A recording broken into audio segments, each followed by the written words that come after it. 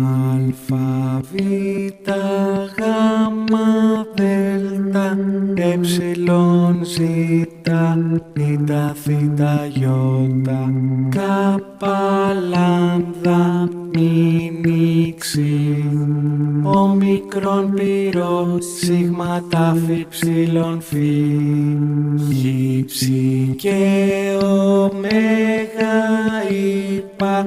Τώρα πες μου την αλφα, β, αλφα, β, γάμα, δέλτα, εψιλον, ζήτα, ήτα, θήτα, ιώτα, κάπα, λάμδα, μη, ξι, ομικρόν, πυρό, σίγμα, τάφη, ψιλον, φι, γ, ψι και Ωμέγα, είπα.